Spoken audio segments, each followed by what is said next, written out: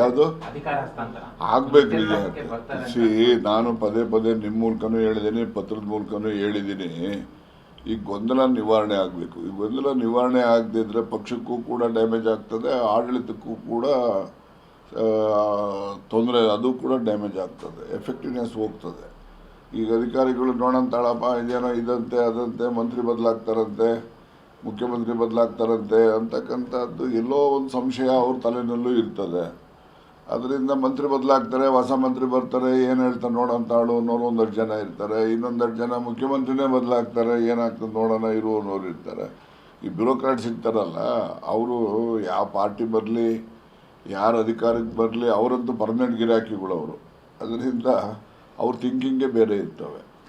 ಹಾಗಾಗಿ ಕೆಲಸ ಕಾರ್ಯಗಳು ನಡಿಬೇಕಲ್ಲ, ನಡೀತಕ್ಕಂಥದ್ದಕ್ಕೆ ಅದು ಒಂದು ವೇಗ ಕಡಿಮೆ ಆಗ್ತದೆ ಅಂತಕ್ಕಂಥದ್ದು. ಅದಕ್ಕೋಸ್ಕರ ಈ ಗೊಂದಲ ನಿವಾರಣೆ ಮಾಡಬೇಕು.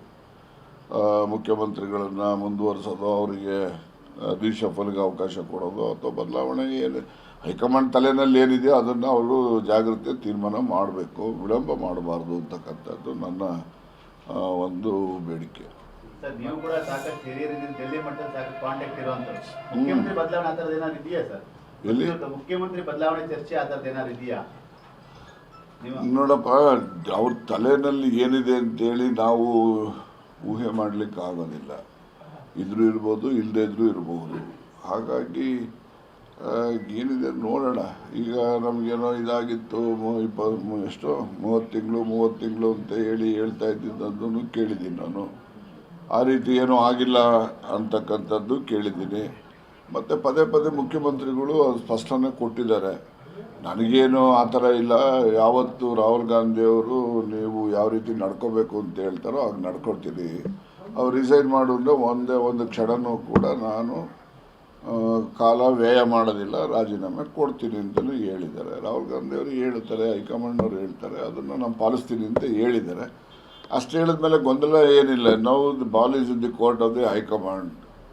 ಅವರು ಅದ್ರ ಬಗ್ಗೆ ತೀರ್ಮಾನ ಮಾಡಬೇಕು. ಸರ್, ಎಲ್ಲರಿಗಿಂತ ಮುಂಚೆ ಸೆಪ್ಟೆಂಬರ್ ಕ್ರಾಂತಿ ಅಂತ ಹೇಳಿ ಶುರು ಮಾಡಿದ್ದೆ ತಾವು. ಅಂದ್ರೆ ಆ ಸೆಪ್ಟೆಂಬರ್ ಮುಗಿದು ಮತ್ತೊಂದು ಸೆಪ್ಟೆಂಬರ್ ಬರ್ತಾ ಇತ್ತು. ತುಂಬಾ ಡಿಲೇ ಆಯ್ತಾ ಅಂತ ಸರ್? ಡಿಲೇ ಅಂತ ಸೆಪ್ಟೆಂಬರ್ ಕ್ರಾಂತಿ ಮತ್ತು ನಾನು ಆಗಿಂದಾಗೆ ಹೇಳ್ತಕ್ಕಂಥದ್ದು ಇವೆಲ್ಲ ರಾಜಕಾರಣದಲ್ಲಿ ಸರ್ವೇ ಸಾಮಾನ್ಯವಾಗಿ ನಡೆಯುವಂಥವೇ. ರಾಜಕಾರಣ ಅಂತಕ್ಕಂಥದ್ದು ಅದು ಹರಿತಕ್ಕಂಥ ನೀರೇ ಹೊರತು ನಿಂತ ನೀರಾಗೋದಿಲ್ಲ ಅದು. ಅದರಿಂದ ಸೆಪ್ಟೆಂಬರ್ ಇದೆ, ಡಿಸೆಂಬರೂ ಆಗ್ತದೆ ಅಂದ್ಕೊತೀವಿ. ಈಗೇನು ಬರೀ ಕಾಂಗ್ರೆಸ್ಸನ್ನು ಗಮನದಲ್ಲಿ ಇಟ್ಕೊಂಡೇ ಕ್ರಾಂತಿ ಪ್ರಶ್ನೆ ಮಾಡಬೇಡಿ. ಈಗ ನೆನ್ನೆ BJP ಅವ್ರು ಬಂದು ಹೋಗಿದ್ದಾರಲ್ಲ, ಏನಕ್ಕೆ ಬಂದು ಹೋದ್ರು ಅವರು? ಅವರಲ್ಲೂ ಕೂಡ ಗೊಂದಲ ಇದೆಯಲ್ಲ, ಅಲ್ಲೂ ಕೂಡ ಬದಲಾವಣೆಗಳನ್ನು ಅವ್ರ ಪಾರ್ಟಿನಲ್ಲಿ ಭಾಳ ಜನ ನಿರೀಕ್ಷೆನೂ ಮಾಡ್ತಾರೆ. ಅದು ಒಂದು ರೀತಿ ಕ್ರಾಂತಿನೇ ಅಲ್ವಾ? ಬರೀ ಒಂದೇ ಪಕ್ಷಕ್ಕೆ ಸೀಮಿತವಾದಂಥ ಬದಲಾವಣೆಗಳನ್ನು ನಾವು ನಿರೀಕ್ಷೆ ಅಲ್ಲ, ಎಲ್ಲ ಪೊಲಿಟಿಕಲ್ ಪಾರ್ಟಿಲೂ ಕೂಡ ನಡೀತಾ ಇರ್ತವೆ. ಸರ್, ಇನ್ನೊಂದು ಮಾತು ಹೇಳಿದ್ರೆ